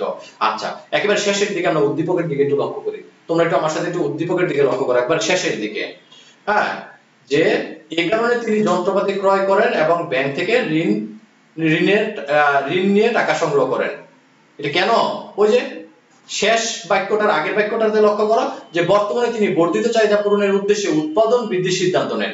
কিসের সিদ্ধান্ত নিয়েছেন? উৎপাদন বৃদ্ধির সিদ্ধান্ত নিয়েছেন। আর এই উৎপাদন বৃদ্ধির সিদ্ধান্তের জন্য এই কারণে তিনি যন্ত্রপাতি ক্রয় করার জন্য ব্যাংক থেকে ঋণ নিয়ে টাকা সংগ্রহ করেন। প্রিয় শিক্ষার্থীরা, এই ব্যাংক থেকে যে টাকাটা সংগ্রহ করেছেন এই টাকাটা ব্যক্তিগত ভোগের জন্য নয় কিংবা সঞ্চয়ের জন্য নয়, এটা কি ব্যবসায়ের মধ্যে বিনিয়োগ করার জন্য। যে অর্থ ব্যবসায় বিনিয়োগ করা হয় তাকে বলা হচ্ছে কি? মূলধন। উৎপাদনের 4টি উপকরণের মধ্যে উনি যে সিদ্ধান্তটা নিয়েছেন এখানে সর্বশেষে যে সিদ্ধান্তটা কি ছিল? উৎপাদন বৃদ্ধি করার জন্য। আর উৎপাদন বৃদ্ধি করতে গিয়ে উনি চিন্তা করেছেন কি? যন্ত্রপাতি লাগবে, আর যন্ত্রপাতির জন্য অর্থ লাগবে। অর্থাৎ এখানে 4টা উপাদানের মধ্যে ভূমির কথাও শেষেটা দেখো তেমন উল্লেখ নেই, শ্রমের কথাও তেমন উল্লেখ নেই, সংগঠনের কথা উল্লেখ নেই। উল্লেখ আছে কিসের? মূলধনের। কিভাবে মূলধনের কথা উল্লেখ আছে? আমরা পাঠ্য বইয়ের আলোচনায় করেছি যে অর্থ আমরা কি করা হয়? ব্যবসায় বিনিয়োগ করা হয়, উৎপাদনের স্বার্থে বিনিয়োগ করা হয়, সেই অর্থটা কি? মূলধন। তাহলে উনি যে ব্যাংক থেকে যে ঋণ নিয়েছেন এবং ঋণটা যে কি, আর ঋণ নিয়ে তিনি কি করেছেন? যন্ত্রপাতি অর্থাৎ সম্পদ ক্রয় করেছেন, মূলধন হিসেবে যন্ত্রপাতিটা ব্যবহৃত হচ্ছে। তাহলে উনি যে উৎপাদন বৃদ্ধির যে সিদ্ধান্ত নিয়েছেন সেই সিদ্ধান্তটার জন্য উনি কি করছেন? উৎপাদনের উপকরণ হিসেবে কি করছেন? মূলধন আবার গঠন করেছেন ঋণের মাধ্যমে। তাহলে এই যে আমাদের কি করতে হবে? লক্ষ্য করো, আবার প্রশ্ন আবার তোমরা একটু পড়ো। প্রিয় শিক্ষার্থীরা, প্রশ্নটা আবারও তোমাদেরকে পড়তে হবে। প্রশ্ন না বুঝলে তোমরা কিন্তু বুঝবে না। প্রিয় শিক্ষার্থীরা, প্রশ্ন আগে বুঝতে হবে। তাহলে আমাদের এই ক্ষেত্রে মূলধনের সংজ্ঞা দিয়ে তার উদ্দীপকের আলোকে মূল্যায়ন করতে হবে। মূলধনের সংজ্ঞা দিয়ে আমাদের কি করতে হবে? উদ্দীপকের আলোকে মূল্যায়ন করতে হবে। তাহলে উৎপাদনের ধরন আমরা কি হবে? মূলধন। তাহলে প্রথমত আমরা কি করব? মূলধনের সংজ্ঞা দিব, তারপর আমাদের যে উদ্দীপকের যে বর্ণনা আছে তার আলোকে তিনি যে সিদ্ধান্ত নিয়েছেন তার বর্ণনা আমরা তুলে ধরব, যৌক্তিকতা আমরা বিশ্লেষণ করব। আচ্ছা, এখন যে উদ্দীপককে আমরা দেখতে পাচ্ছি এই উদ্দীপককে বিশ্লেষণ করতে যাচ্ছি। প্রিয় শিক্ষার্থীরা, আমার সাথে একটু পড়ো, আমরা ঝটপট আমরা 5-7 মিনিটের মধ্যে ক্লাসটি শেষ করার চেষ্টা করব। হ্যাঁ, বা বড় জোর 10 মিনিটের মধ্যে। দীর্ঘ সময় আমাদের সাথে সঙ্গে থাকার জন্য ধন্যবাদ। আমরা জাস্ট তোমাদেরকে বোঝানোর চেষ্টা করছি, আবার বলি আমি তোমাদেরকে শুধুমাত্র বোঝানোর চেষ্টা করছি। এতদিন যে আমরা বর্ণনামূলক বিভিন্ন প্রশ্নগুলো করেছি, তোমাদের মধ্যে প্রশ্ন থাকতে পারে যে সৃজনশীল প্রশ্নের মধ্যে উদ্দীপকের মধ্যে এই বর্ণনা তো সরাসরি, যেমন ধরো কি আর যে সংগঠনের গুরুত্ব, কিংবা বলা হলো যে কি আর একটা প্রশ্ন যে কি আর যে সমবায় সমিতি গঠনের গুরুত্ব কি, সমবায় সমিতির সুবিধা কি, অসুবিধা কি, অংশীদারি ব্যবসার সুবিধা কি, অসুবিধা কি, এইগুলো স্যারে পড়েছেন, এইগুলো তো আসে না। প্রিয় শিক্ষার্থীরা, ওই সকল আলোচনা থেকেই কিন্তু উদ্দীপক তৈরি হয়। উদ্দীপকের মধ্যে ওই সব আলোচনা লুকায়িত থাকে, যার উপর ভিত্তি করে আমাদের প্রয়োগ এবং উচ্চতর দক্ষতামূলক প্রশ্নগুলো কি করতে হবে? উত্তরগুলো খুঁজতে হবে। এইগুলো তোমাদেরকে বোঝানোর জন্য জাস্ট এই প্রশ্নগুলো আজকে আমরা তোমাদের সাথে শেয়ার করছি। আচ্ছা, আমরা যশোর বোর্ড 2019 সালে সৃজনশীল প্রশ্ন নম্বর 2 আমরা এখন পড়ব। এটি উদ্দীপক দেওয়া ছিল 2 নম্বর প্রশ্নে। এই উদ্দীপকটি আমার সাথে প্রিয় শিক্ষার্থী তোমরা একটু পড়ো। কুড়িগ্রাম জেলার নাগেশ্বরীর 70 জন কৃষক একত্রিত হয়ে সম অধিকারের ভিত্তিতে একটি প্রতিষ্ঠান গঠন করলো, যাদের প্রধান উদ্দেশ্য হলো মধ্যস্থ ব্যবসায়ীদের হাত থেকে নিজেদেরকে রক্ষা করে পণ্যের ন্যায্য মূল্য নিশ্চিত করা। সৎ, উদ্যমী ও যোগ্য নেতৃত্বের কারণে এদের উদ্দেশ্য সফল হওয়ায় স্বল্প সময়ের মধ্যেই এর সদস্যরা আর্থিকভাবে লাভবান হয় এবং পাশাপাশি সামাজিকভাবে প্রতিষ্ঠা লাভ করে। বর্তমানে এই পরিবারগুলো সচ্ছলতার মুখ দেখেছে। প্রিয় শিক্ষার্থীরা, উদ্দীপক শেষ। এবার দেখো আমাদের প্রয়োগের যে প্রশ্নটি রয়েছে, উদ্দীপকে উল্লেখিত প্রতিষ্ঠানটি কোন ধরনের সংগঠন ব্যাখ্যা করো। তোমরা নিশ্চয়ই বুঝতে পারছো এখানে প্রশ্ন করছে কি, উদ্দীপকে উল্লেখিত প্রতিষ্ঠানটি কোন ধরনের সংগঠন। প্রতিষ্ঠান বলতে কি 70 জন কৃষক মিলে যে প্রতিষ্ঠানটা গঠন করছে, এই প্রতিষ্ঠানটি কোন ধরনের সংগঠন, তারপর ব্যাখ্যা করো। আগে আমাদের ব্যাখ্যা করার পূর্বে আমাদেরকে প্রশ্নবোধক চিহ্ন দিয়ে আমাদেরকে প্রশ্ন জিজ্ঞাসা করেছে কোন ধরনের সংগঠন। সুপ্রিয় শিক্ষার্থীরা, তুমি এখানে এই উদ্দীপক থেকে কোন ধরনের সংগঠন খুঁজে কখনোই কি পাবে? তুমি বলবে যে স্যার এখানে তো কোনো সংগঠনের কথা উল্লেখ নেই, সংগঠনের নাম উল্লেখ নেই। অবশ্যই এখানে উল্লেখ আছে, কিন্তু সরাসরি নামটা নেই। বর্ণনায় কোন একটা সংগঠনের সম্পর্কে একটি কি আর এখানে একটা জলছাপের মতন একটা কিছু তুলে ধরা হয়েছে। তুমি এখানে দেখতে পেলে যারা আমাদের পাঠ্য বইয়ের আলোচনা পড়েছো তারা এখানে একটা সংগঠনের কি কিন্তু একটা ছবি এখানে দেখতে পাচ্ছ। একটা জলছাপ এখানে দেখতে পাচ্ছ যে এই সংগঠনটা এখানে আছে, কিন্তু যারা পড়ো না তারা হয়তো বুঝতে পারবে না। আচ্ছা, আমাদের প্রশ্নে বলা হয়েছে উদ্দীপকে উল্লেখিত প্রতিষ্ঠানটি, উদ্দীপকে একটা প্রতিষ্ঠানের কথা বলা হয়েছে, 70 জন কৃষকরা মিলে একটা প্রতিষ্ঠান গঠন করছে। এই প্রতিষ্ঠানটি কোন ধরনের সংগঠন তোমাকে আমাকে প্রশ্ন করছে। আগে আমাদেরকে উত্তর দিতে হবে এটা কোন ধরনের সংগঠন, তারপর আমাদেরকে কি করতে হবে, ব্যাখ্যায় যেতে হবে। আচ্ছা প্রিয় শিক্ষার্থীরা, সংগঠনের ধরন, যে সংগঠনের যে প্রকারভেদ রয়েছে, এই প্রকারভেদ নিয়ে একটু আগে একটা প্রশ্ন আমরা আলোচনা করেছিলাম। সংগঠনের প্রকারভেদ আমরা পড়েছি এক মালিকানা সংগঠন, অংশীদারি সংগঠন, যৌথ মূলধনী সংগঠন, সমবায় সংগঠন, তারপর আমাদের পড়েছি রাষ্ট্রীয় সংগঠন, যৌথ উদ্যোগের সংগঠন ইত্যাদি আমরা পড়েছি। তাহলে এই যে সংগঠনের প্রকারভেদ যেগুলো পড়েছি, এগুলোর মধ্যে কোন সংগঠনের বর্ণনা এখানে দেওয়া আছে তোমরা একটু লক্ষ্য করো তো। আমরা আমাদের যে পাঠ্যবইয়ের আলোচনা করেছিলাম সেখানে সমবায় সমিতির একটা সংজ্ঞা ছিল, যেখানে বলেছিলাম যে সম অধিকারের ভিত্তিতে পারস্পরিক কল্যাণে যে সংগঠনটা করা হয়। সমবায় সংজ্ঞার মধ্যে আমরা পড়েছিলাম যে সমবায় সমিতিটা কি হয়, সম অধিকারের ভিত্তিতে পারস্পরিক কল্যাণের লক্ষ্যে, পারস্পরিক জীবনযাত্রার মান উন্নয়নের লক্ষ্যে তারা কি করে, একত্রিত হয়ে একটি সংগঠন স্থাপন করে, যাকে আমরা সমবায় সমিতি বলেছিলাম। প্রিয় শিক্ষার্থীরা, তাহলে এখানে যে 70 জন কৃষক সম অধিকারের ভিত্তিতে একটি প্রতিষ্ঠান গঠন করে, যাদের প্রধান উদ্দেশ্য হচ্ছে কি, মধ্যস্থ ব্যবসায়ীদের হাত থেকে কি করা, নিজেদেরকে রক্ষা করা, ন্যায্য মূল্য নিশ্চিত করা। তারা কি করছে, সৎ এবং উদ্যম নিয়ে, নেতৃত্ব নিয়ে কি করে কাজ করেছে, এবং যার ফলে সর্বশেষে বর্তমানে পরিবারগুলো কি সচ্ছলতার মুখ দেখেছে, যেটা আমরা সমবায়ের সংজ্ঞায় পাই। তাহলে আমাদেরকে বলছে যে কি কোন ধরনের সংগঠন, তাহলে এটা অবশ্যই কি সমবায় সংগঠন। নিম্নে কি উদ্দীপকের আলোকে আমরা কি করব, ব্যাখ্যা করব। আগে আমরা কি লিখবো, উদ্দীপকে উল্লেখিত সংগঠনের ধরনটি হচ্ছে কি সমবায় সংগঠন। আচ্ছা, নিচে তুমি ব্যাখ্যা করতে যাবে। তাহলে প্রিয় শিক্ষার্থীরা, এই যে উদ্দীপকের মধ্যে সমবায় সংগঠনের কথা লেখা নেই, কিন্তু তুমি কিভাবে বুঝতে পারছো, তুমি পূর্বে এই আমাদের যে পাঠ্যবইয়ের যে আলোচনা ছিল এই আলোচনাগুলো পড়েছো। আচ্ছা, চমৎকার চমৎকার, আমাদেরকে সিদ্দিক সঠিক উত্তর দিয়েছে। আমি বলার আগে সিদ্দিক উত্তর দিয়ে দিয়েছে, চমৎকার হয়েছে। আচ্ছা, ইয়াসিন আমাদেরকে সঠিক উত্তর দিয়েছে। প্রিয় শিক্ষার্থীরা, একজন জানিয়েছেন আমাদের স্লো নেট, জানি না আমার শিক্ষার্থীর স্লো নেট নাকি আমার স্লো নেট। আচ্ছা, একটু আমি দেখে নিচ্ছি আমার শব্দ শোনা যাচ্ছে কিনা। নিজেদেরকে রক্ষা করা, হ্যাঁ সবকিছু ঠিক আছে।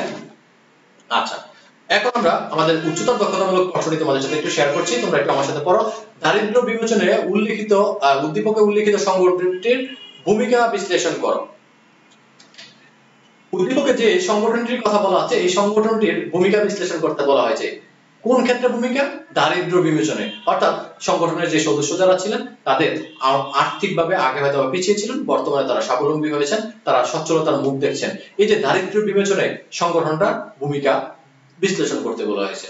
এখন এই উদ্দীপকের আলোকে তুমি এখানে দারিদ্র্য বিমোচনে সমবায় সংগঠনটির কি করবা, গুরুত্ব এখানে বর্ণনা করবা।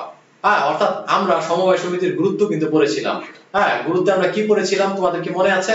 একটু আমি বলে দিচ্ছি যে সমবায় সমিতির গুরুত্ব হচ্ছে, সমবায় সমিতি কেন কেন প্রয়োজন বা কেন কেন সমবায় সমিতি করে সেই আলোচনায় আমরা করেছিলাম যে সমবায় সমিতি সদস্যদের জীবনযাত্রার মান উন্নয়নে ভূমিকা রাখে, তাদের সকলকে কি করে একটা ঐক্যবদ্ধ একটা প্ল্যাটফর্মে নিয়ে আসে, এটা একত্রিত করে থাকে, ক্ষুদ্র ক্ষুদ্র সঞ্চয়গুলোকে তারা কি করে একত্রিত করে মূলধন গঠন করে থাকে, বৃহদায়তন উৎপাদনে সহায়তা করে থাকে।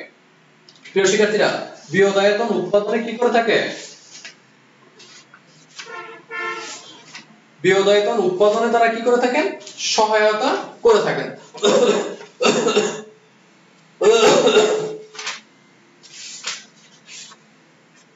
আচ্ছা, তো যা বলছিলাম যে দারিদ্র্য বিমোচনে উদ্দীপক উল্লেখিত সংগঠনের ভূমিকা যদি বিশ্লেষণ করতে যাও তাহলে উদ্দীপকে কোন সংগঠনের কথা বলা আছে? যে সমবায় সমিতির কথা বলা আছে। এখানে রূপকর্তে সমবায় সমিতির চিত্র আমরা এখানে পেয়েছি। তাহলে সমবায় সমিতির গুরুত্বটা আমরা এখানে কি করতে হবে? দারিদ্র্য বিমোচনে সমবায় সমিতির গুরুত্বটা আমরা তুলে ধরতে হবে। যেমন জীবনযাত্রার মান প্রতিষ্ঠা করে, সদস্যদের মর্যাদা বৃদ্ধি করে, বৃহদায়তন ব্যবসায়ের সুযোগ লাভ করে দেয়, ক্ষুদ্র ক্ষুদ্র সঞ্চয়গুলোকে একত্রিত করে, সমবায় সমিতির সদস্যদের দরিদ্র সদস্যদেরকে আত্মনির্ভরশীল করে এবং দায়টা কি থাকে? সীমাবদ্ধ থাকে এবং মধ্যস্থ ব্যবসায়ীদেরকে তারা কি করে? উচ্ছেদ করে দেয়।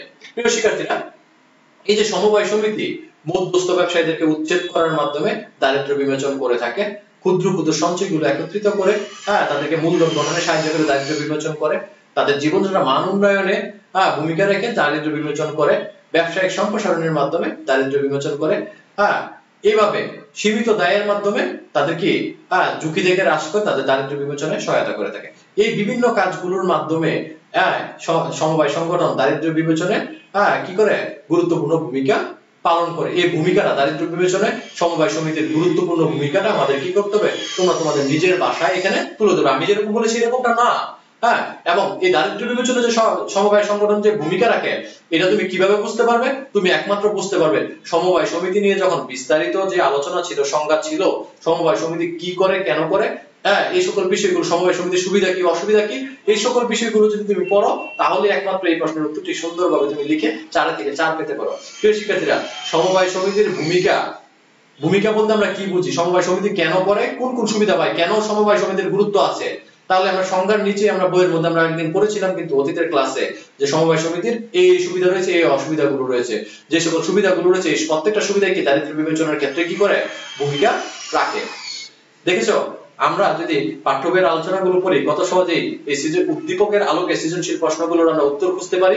প্রত্যেকটি প্রশ্নের, সৃজনশীল প্রশ্নের আমরা যে উচ্চ প্রয়োগ এবং উচ্চতর দক্ষতামূলক প্রশ্ন রয়েছে তার উত্তর আমাদের উদ্দীপকে দেওয়া থাকে, কিন্তু উদ্দীপকে সরাসরি দেওয়া থাকে না।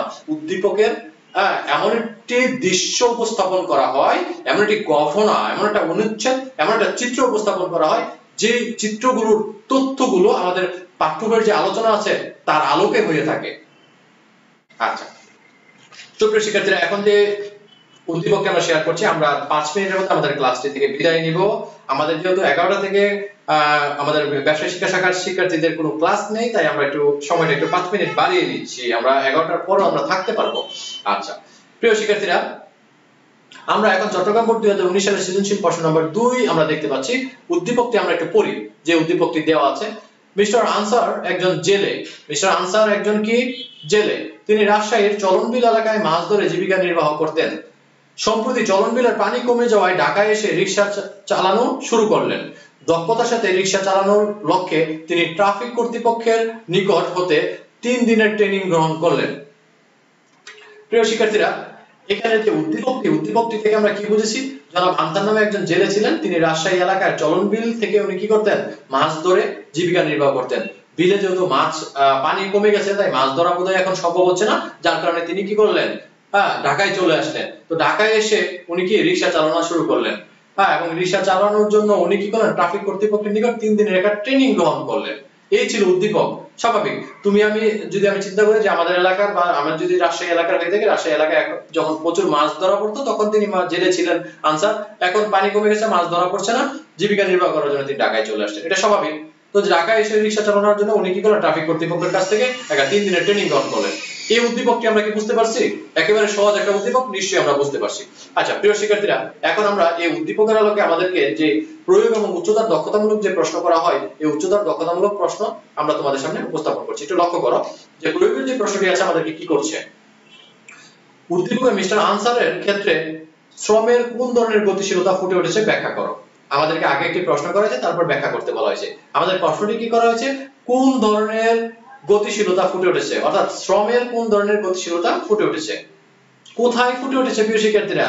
আমাদের উদ্দীপকে জনাব আনসারের ক্ষেত্রে শ্রমের কোন ধরনের গতিশীলতা ফুটে উঠেছে। তুমি যদি খুব অতি সহজ সরল মনে যদি বলো যে স্যার বলেছিলেন যে এই প্রয়োগের প্রশ্নের উত্তর উদ্দীপকে দেওয়া আছে, উদ্দীপকে তো কোনো গতিশীলতার কথা লেখাই নাই, একবারও গতিশীলতার কথা লেখা নেই। প্রিয় শিক্ষার্থীরা, আমরা যদি বলি যে গতিশীলতার কথা উদ্দীপকে নেই, কিন্তু উদ্দীপকে বলা আছে জনাব আনসার কি করেছেন, আগে পূর্বে পেশা ছিল জেলে, বর্তমানে পেশা হচ্ছে কি রিকশা চালক, একজন পরিবহন শ্রমিক। আচ্ছা, তাহলে এখানে আমাদের প্রশ্ন করা হয়েছে যে জনাব আনসারের ক্ষেত্রে শ্রমের কোন ধরনের গতিশীলতা ফুটে উঠেছে। আগে আমাদের কোন ধরনের শ্রমের গতিশীলতা ফুটেছে তা আমাদেরকে খুঁজে বের করতে হবে। আচ্ছা, তো শ্রমের গতিশীলতার যে টপিকস গুলো আমাদের ছিল, শ্রমের গতিশীলতা নিয়ে আমরা যে আমাদের পাঠ্য বইয়ের আলোচনায় আমরা আলোচনা করেছি, সেখানে আমরা দেখেছি যে শ্রমের গতিশীলতার ক্ষেত্রে আমরা শিল্পগত পড়েছি, পেশাগত শ্রম গতিশীলতা পড়েছি, ভৌগোলিক শ্রম গতিশীলতা পড়েছি, এই ধরনের স্তরগত শ্রম গতিশীলতা পড়েছি। আচ্ছা, এই শ্রম গতিশীলতাগুলোর ক্ষেত্রে তুমি একটু দেখো তো, বিভিন্ন ধরনের শ্রমের গতিশীলতা আমরা পড়েছি, উদ্দীপকে কোন শ্রমের গতিশীলতার কথা স্পষ্টভাবে উল্লেখ নেই। তাহলে আমরা যে শ্রমের গতিশীলতাগুলো পড়েছিলাম আমাদের পাঠ্য বইয়ের আলোচনায়, সেই আলোচনায় যে গতিশীলতাগুলোর কথা বলা হয়েছে, সেই গতিশীলতাগুলোর সাথে আনসারের কর্মকাণ্ড বা আনসারের যে পেশা পরিবর্তন, এটা কোন গতিশীলতার সাথে যায়। প্রিয় শিক্ষার্থীরা, আমরা পেশাগত শ্রম গতিশীলতায় পড়েছিলাম যে একজন শ্রমিক যখন এক পেশায় বর্তমানে নিযুক্ত থেকে ভিন্ন পেশায় আবার নতুন করে যোগদান করে, যেমন একজন আমরা বলেছিলাম যে তখন ক্লাস 10 আমার যতটুকু মনে আসে যে একজন পোশাক শ্রমিক তার পেশা পরিবর্তন করে বর্তমানে কাগজ কলে দেয়া গেছে কি কাজ করছেন। আগে গার্মেন্টস ওয়ার্কার ছিলেন, এখন আবার কি কাগজ কলে তিনি কাজ করছেন। আচ্ছা, আগে গার্মেন্টস শ্রমিক ছিলেন, এখন আবার কাগজ কলে কাজ করছেন, এই যে পেশা পরিবর্তন করছে। আচ্ছা, তোমাদেরকে আবার প্রশ্নটি আমি তোমাদের সামনে উপস্থাপন করে দিচ্ছি, তোমাদেরকে বুঝতে সুবিধা হবে। প্রিয় শিক্ষার্থীরা, প্রশ্নটা তোমরা আবার একটু আমার সাথে পড়ো, প্রশ্নটা একটু পড়ো তোমরা। যে জনাব আনসারের ক্ষেত্রে শ্রমের কোন ধরনের গতিশীলতা ফুটে উঠেছে, শ্রমের কোন ধরনের গতিশীলতা ফুটে উঠেছে। আমরা পেশাগত শ্রম গতিশীলতার সংজ্ঞা আমরা বলেছিলাম, শ্রমিকরা যখন এক পেশা ছেড়ে অন্য পেশায় যোগদান করে তখন তাকে পেশাগত শ্রম গতিশীলতা বলে। শ্রমিকদের প্রাথমিক পর্যায়ে সাধারণত পেশাগত শ্রম গতিশীলতা বেশি হয়ে থাকে। যেমন একজন রিকশা শ্রমিক যখন একজন জেলে যখন তার পেশা পরিবর্তন করে রিকশা চালায়, তখন কি শ্রমের গতিশীলতা সৃষ্টি হয়, অর্থাৎ এক পেশা থেকে যখন অন্য পেশায় যায় তখন শ্রম গতিশীলতা মানে পেশাগত শ্রম গতিশীলতা হয়ে থাকে। তাহলে উদ্দীপকে জনাব আনসারের ক্ষেত্রে, আমাদের এই উদ্দীপক অনুসারে জনাব আনসারের ক্ষেত্রে পেশাগত শ্রম গতিশীলতার চিত্র ফুটে উঠেছে। তারপর তুমি কি করবে? ব্যাখ্যা করবে। প্রিয় শিক্ষার্থীরা, আমাদের এই যে প্রয়োগের যে প্রশ্নটি, এটা কি আমাদের উদ্দীপকে আছে নাকি নাই? এটা তোমরা বলো তো, আছে নাকি নাই? আচ্ছা, ওরে বাবা, আমাদের অনেক শিক্ষার্থীরা আমি আলোচনা করার পূর্বে সিদ্দিক, তোবা, ইয়াসিন, চমৎকার চমৎকার তোমরা সঠিক উত্তর লিখেছো। আচ্ছা, তুমি কিভাবে বুঝবে এখানে পেশাগত শ্রম গতিশীলতা সৃষ্টি হয়েছে? প্রিয় শিক্ষার্থীরা, তোমাকে যখন বলা হয়েছে কোন ধরনের গতিশীলতা ফুটে উঠেছে, তখন তুমি চলে যাবে যে কি আর আমরা যে পাঠ্য বই আলোচনা করেছি গতিশীলতা কয় ধরনের ছিল, প্রত্যেকটা গতিশীলতার সাথে তুমি তাকে কি মিলাবে। প্রত্যেকটা গতিশীলতার সাথে তুমি এটাকে মিলাবে। যে কোন গতিশীলতার সাথে মিলে, এটা কি স্তর গতিশীলতার সাথে মিলে, এটা কি দেখা গেছে কি আর পেশাগত শ্রম গতিশীলতার সাথে মিলে, নাকি শিল্পগত শ্রম গতিশীলতার সাথে মিলে। আচ্ছা, তো প্রিয় শিক্ষার্থীরা, আমরা বুঝতে পারছি যেহেতু এক পেশা থেকে আরেক পেশায় পরিবর্তন হলে পেশাগত শ্রম গতিশীলতা সৃষ্টি হয়। আচ্ছা, এখন আমরা পরবর্তী প্রশ্নটাতে আমরা যাচ্ছি, অর্থাৎ উচ্চতা দক্ষতামূলক প্রশ্নটিতে আমরা যাচ্ছি। এখানে উচ্চতা দক্ষতামূলক প্রশ্নটিতে আমরা দেখতে পাচ্ছি প্রশিক্ষণ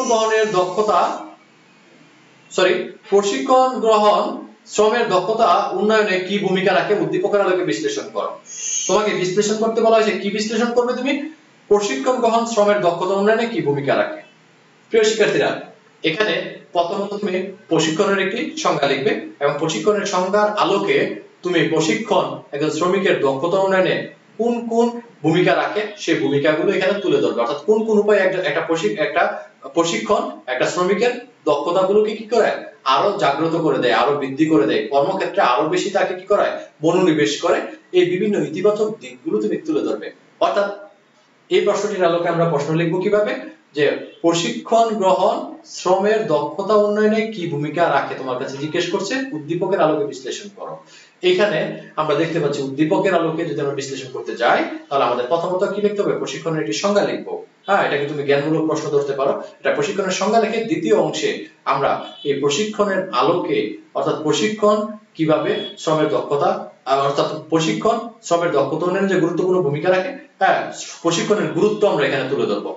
প্রথমত আমরা কি বলেছিলাম যে প্রশিক্ষণের সংজ্ঞা লিখবো এবং দ্বিতীয় অংশে আমরা প্রশিক্ষণের বিভিন্ন গুরুত্বপূর্ণ দিকগুলো তুলে ধরবো, যে দিকগুলো কি করে শ্রমের দক্ষতা উন্নয়নে ভূমিকা রাখে।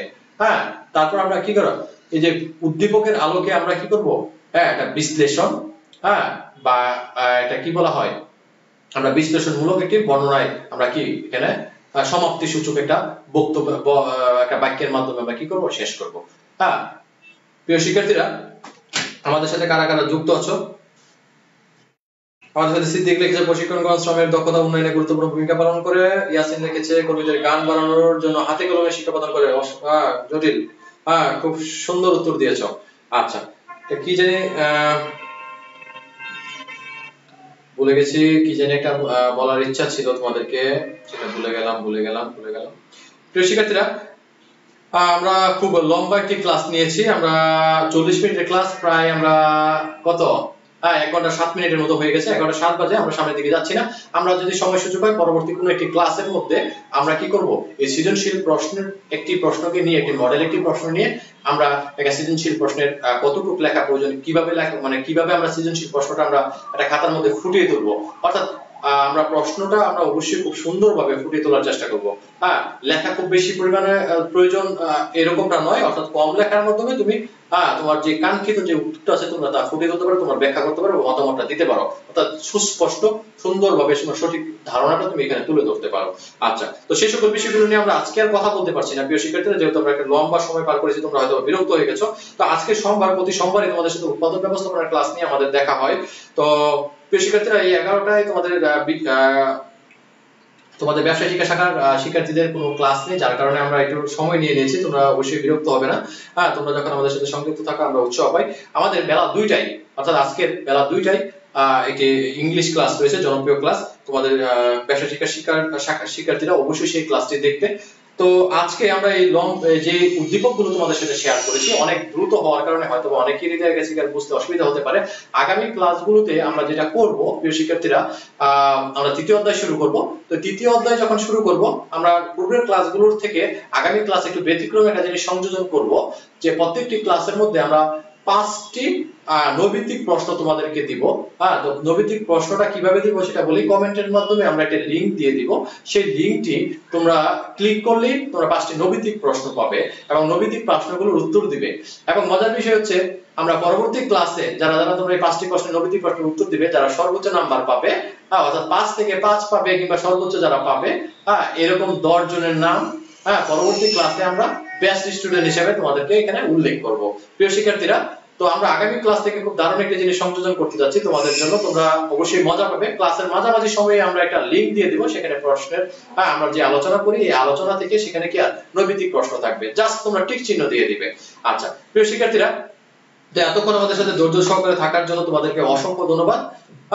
পরবর্তী ক্লাস ইংলিশ ক্লাস দেখার আমন্ত্রণ জানিয়ে আজকের মতন উৎপাদন ব্যবস্থাপনা বিপণন বিষয়ের অনলাইন ক্লাস থেকে আমি বিদায় নিচ্ছি। সকলে সুস্বাস্থ্য কামনা করছি, সকলে ভালো থাকবে। আল্লাহ হাফেজ, আসসালামু আলাইকুম।